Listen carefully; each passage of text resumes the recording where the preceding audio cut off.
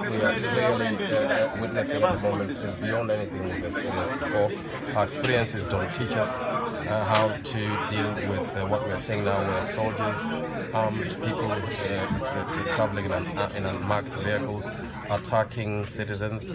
You have a military killing citizens for nothing other than while they're doing their work, trying to keep their families alive. But what we are seeing is that President Chamisa remains adamant, he remains confident, he remains spirited to continue doing the work that the people of Zimbabwe have asked him to do, and I think that is what is inspiring, and that a large majority of Zimbabweans are saying to him, make the way forward and we will follow, and that many are excited that he's begun a process with his lawyers to begin to challenge the declaration by the Combined Court, but also that many of his lieutenants are busy consulting as he has instructed to make sure that the declaration, the unlawful declaration by Chigumba is overturned. One of his lieutenants or colleague has left the country, was trying to leave the country.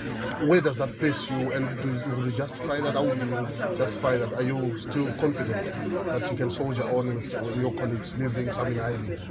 Look, I don't think that there is anybody who's necessarily in hiding other than citizens who feel threatened. And are not necessarily in hiding, are just making sure that they're in places where it is difficult to attack them.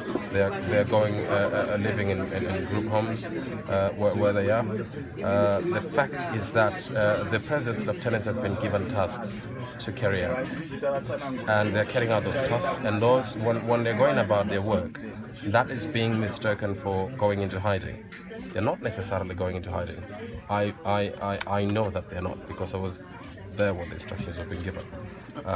So the idea that anybody is in hiding or is escaping the country is partly untrue. It's an assumption. Okay, what about Tendai Biti? Tendai Biti was given instructions by the president. Yes, he was, and he was carrying them out, and he's carrying them out in spite of the harassment by the state. We understand he has been arrested. In the line of duty, yes, he has been arrested in the line of duty. Yes. What does that place? Where does that place? The MDC is an old party. We've been through this many times. We've been arrested many times. President Chamisa has been attacked and left for dead, but he's still around, and they may leave us for dead again this time, but the struggle will not end. An idea whose time has come cannot be stopped by attacking, arresting, intimidating the leaders of the movement. You realize that this party, after President Chamisa, is no more just a party. This is a movement.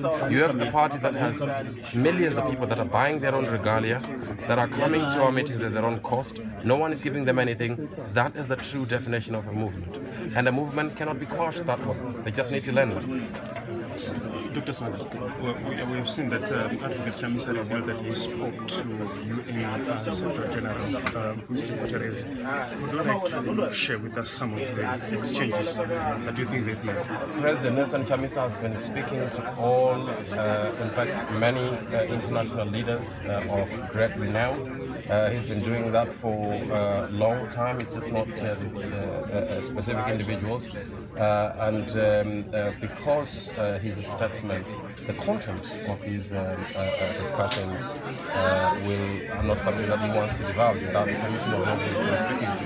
So he's been speaking to everyone, speaking to people in the UK, in the US, in Japan, in Canada, Australia, South Africa.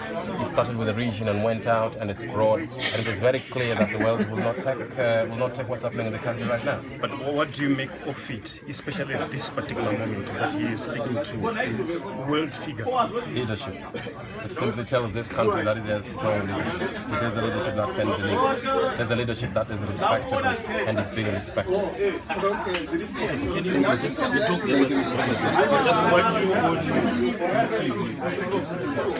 So are you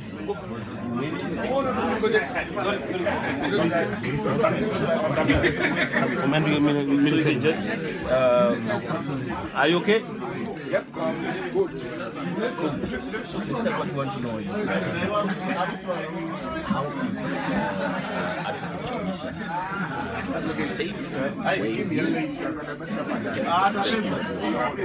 President Chamisa isn't worried about being safe. The president is worried about this country.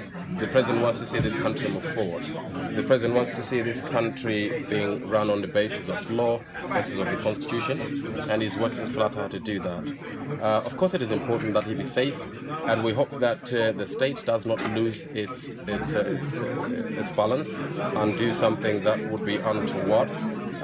Because the president is in fact the president-elect, and the president declared must realize that it is no longer his call, and he's never had a call on who should be harassed and who shouldn't. The harassment should stop, and everyone